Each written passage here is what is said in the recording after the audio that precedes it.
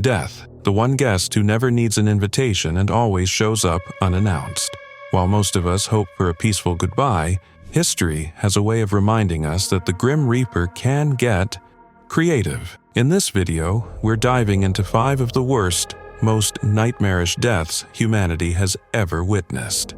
These stories are equal parts horrifying, unbelievable, and, let's be honest, a little terrifying. So buckle up, because this isn't your typical bedtime story.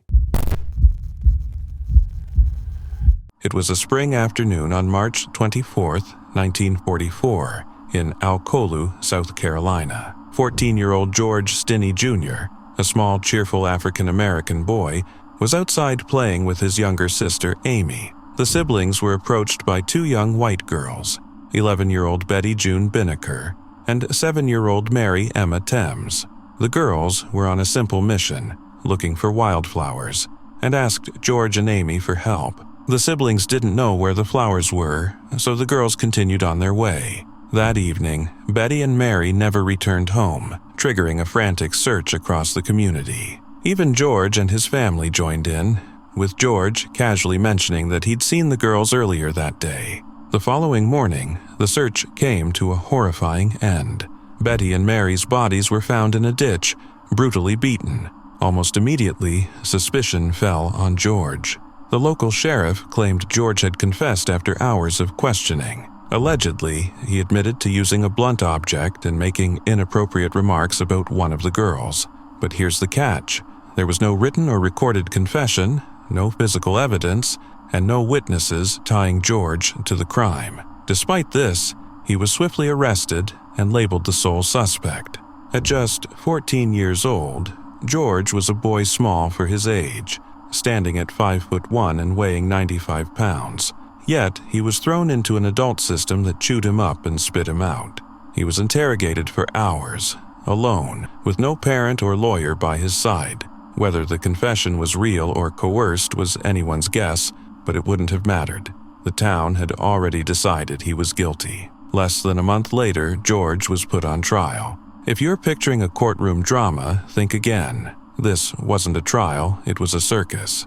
His court-appointed attorney, a tax lawyer with 0 criminal experience, barely put up a fight.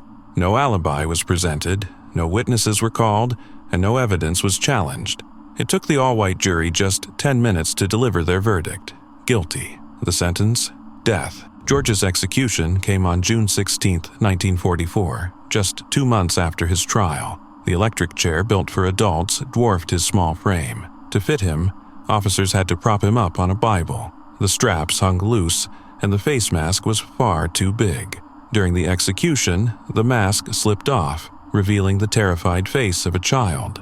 Witnesses described the scene as gut-wrenching. George was just 14, the youngest person in modern U.S. history to be executed. For decades, George's family fought to clear his name, enduring threats and relentless discrimination. Finally, in 2014, 70 years too late, a judge vacated George's conviction, calling the trial a gross miscarriage of justice.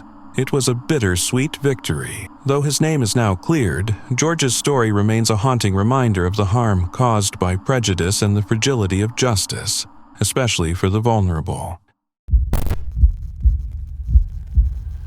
It was August 16, 2003, on a warm summer day at the Island County Fair on Whidbey Island, Washington. The fairgrounds were alive with the energy of families enjoying the perfect weather. The air smelled of buttery popcorn and sugary cotton candy, and kids were buzzing with excitement, running from one ride to the next.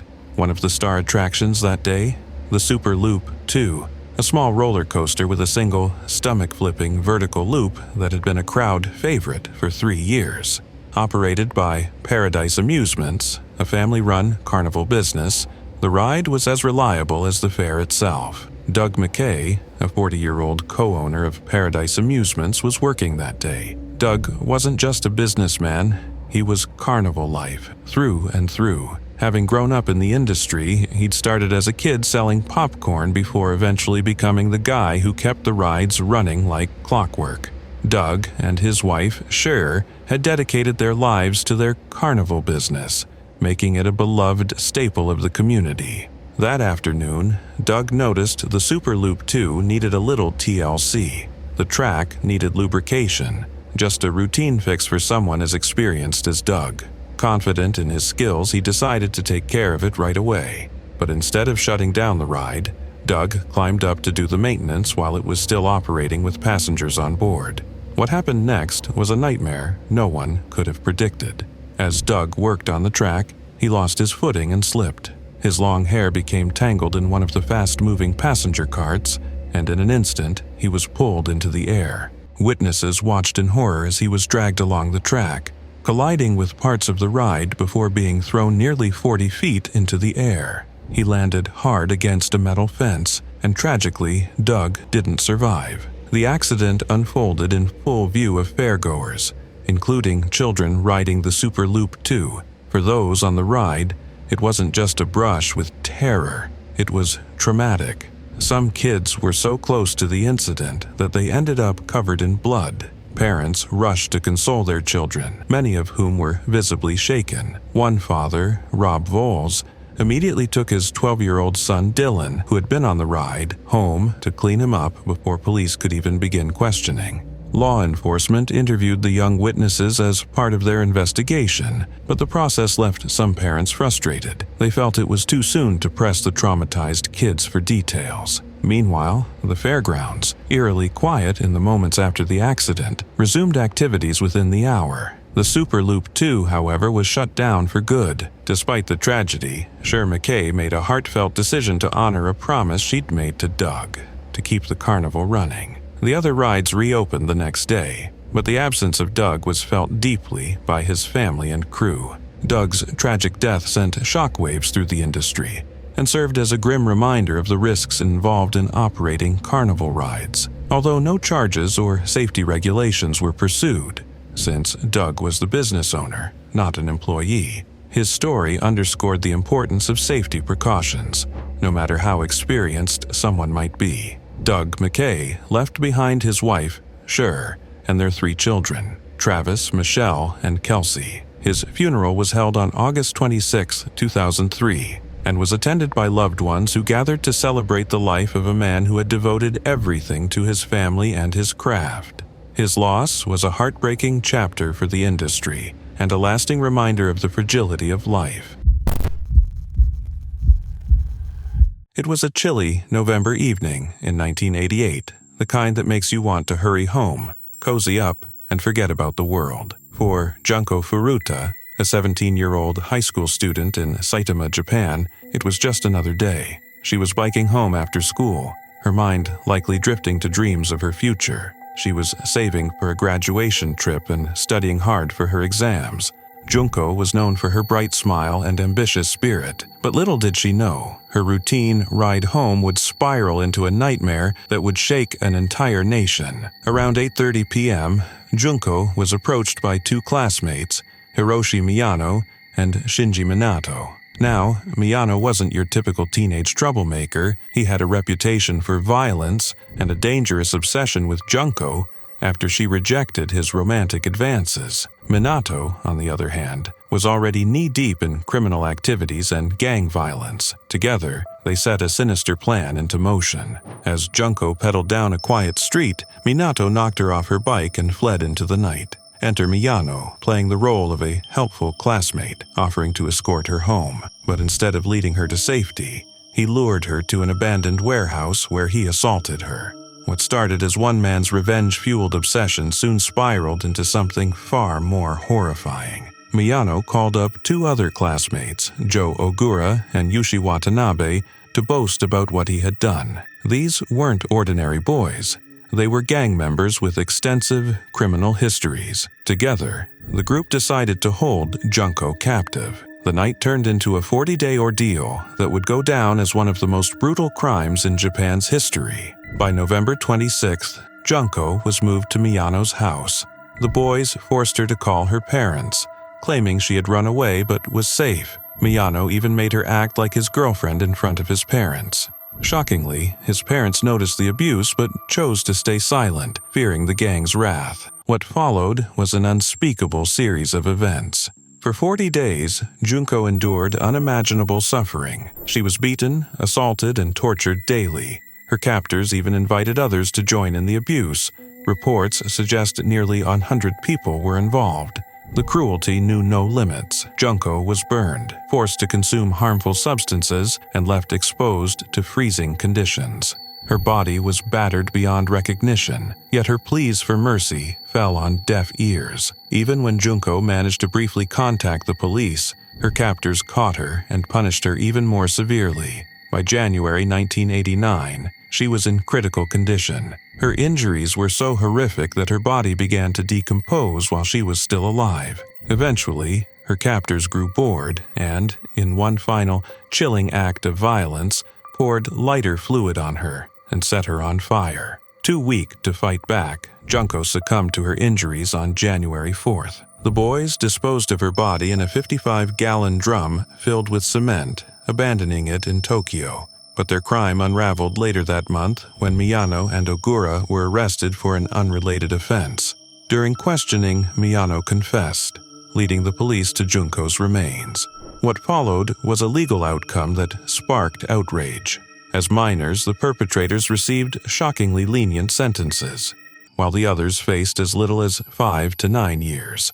Even after their release, many continued their criminal ways, leaving Junko's family and the public heartbroken.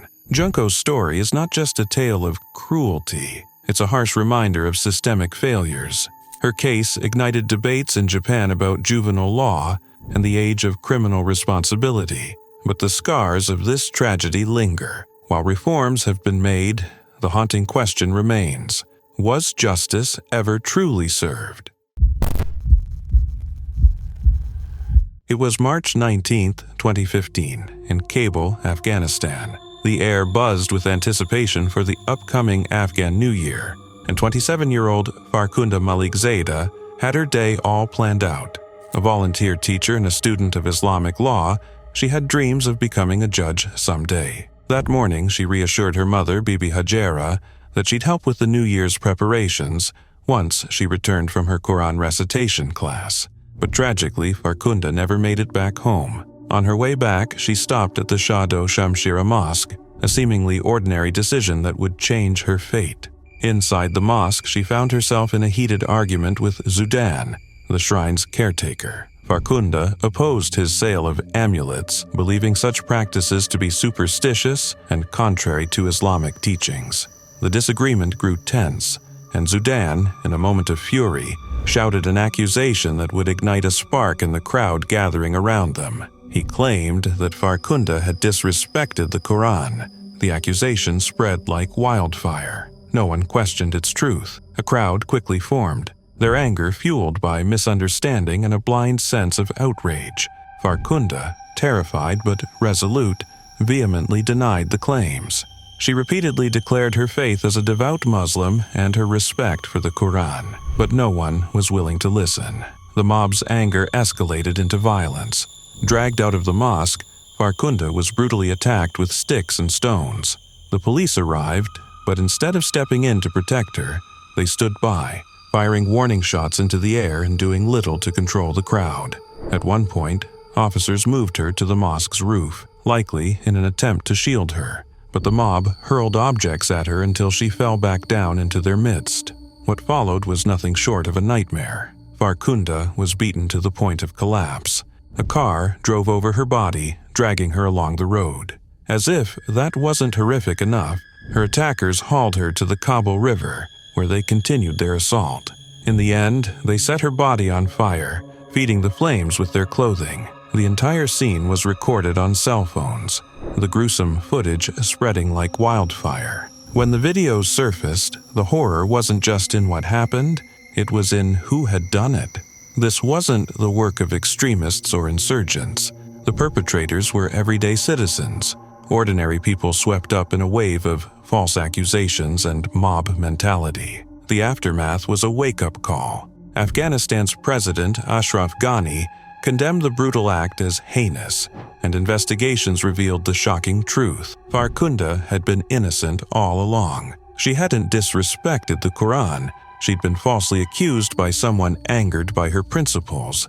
Her death sparked a national and international outcry. Thousands marched in protest, declaring their solidarity with Farkhunda. Women's rights activists, their faces painted red to symbolize her blood, carried her coffin, an act unheard of in a society where such roles are typically reserved for men. Her story became a rallying cry for justice and women's rights in Afghanistan, and yet, justice proved elusive. Of the 49 people charged, only 4 initially received death sentences, while others were given long prison terms.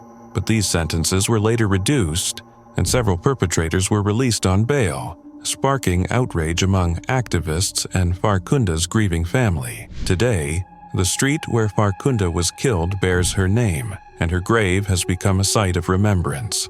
Her story continues to remind the world of the dangers of misinformation, mob violence, and societal misogyny. For her mother, Bibi Hajara, the pain is unending, but through her grief, she stands as a symbol of strength, just like her daughter. Farkhunda's tragic death wasn't just a senseless loss, it was a catalyst for change.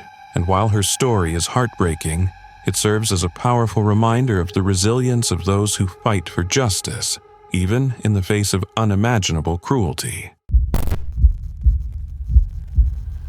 It was September 30th, 1999, in Tokai-mura, Japan, a quiet town northeast of Tokyo. But at a nearby uranium processing plant, 3 workers, Hisashi Uchi, Masato Shinohara, and Yutaka Yokokawa, were about to trigger one of modern history's most horrifying nuclear disasters.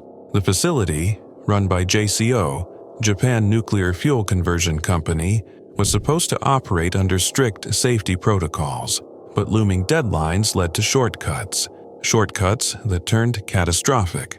Instead of following proper procedures, the team transferred uranium into a precipitation tank using stainless steel buckets. Yes, buckets. Worse, the tank was designed to hold no more than 2.4 kilograms of uranium. The workers, they poured in a staggering 16.6 kilograms, turning it into a ticking time bomb. At 10:30 a.m., the unthinkable happened. A bright blue-white flash illuminated the room, the sign of a nuclear chain reaction. Radiation levels surged, hitting the workers with doses so extreme they defied measurement. Ouchi, closest to the tank, absorbed 17 sieverts of radiation, enough to kill 4 people. Shinohara received 10 sieverts, and Yokokawa, positioned farther away, absorbed 3. The effects were instantaneous and brutal. Ouchi vomited uncontrollably as the radiation tore through his cells. Shinohara and Yokokawa experienced nausea, confusion, and searing pain. Emergency alarms blared. The plant was evacuated, and all 3 were rushed to a Tokyo hospital. But the damage was irreversible. Ouchi's suffering became infamous. His immune system was obliterated, his skin sloughed off, and his organs began to fail. Despite his pleas for the agony to end, doctors repeatedly resuscitated him at his family's request. For 83 agonizing days, he lingered before succumbing on December 21st, 1999. Shinohara endured months of torturous treatment, but passed away on April 27, 2000. Yokokawa survived, though his life was forever changed by ongoing health problems and the weight of the disaster. The devastation didn't stop with the workers. Over 10,000 residents in the surrounding area were tested for radiation exposure. While most escaped severe harm, 667 were exposed beyond safe levels. Fear of contamination swept through the town, crippling the local economy and leaving psychological scars that lingered for years. In the aftermath, JCO faced lawsuits, financial collapse, and public outrage. Yokokawa and other employees were charged with negligence, while the company paid $121 million in compensation. Japan tightened its nuclear safety regulations, but for many, these reforms came far too late. The Tokai-mura disaster is a chilling reminder of the cost of cutting corners. It's a story of human error, unimaginable suffering, and the devastating price of ignoring safety in the face of pressure. For Ouchi and his colleagues, it was more than a tragedy. It was a grim legacy, a haunting example of how a single misstep can lead to catastrophic consequences.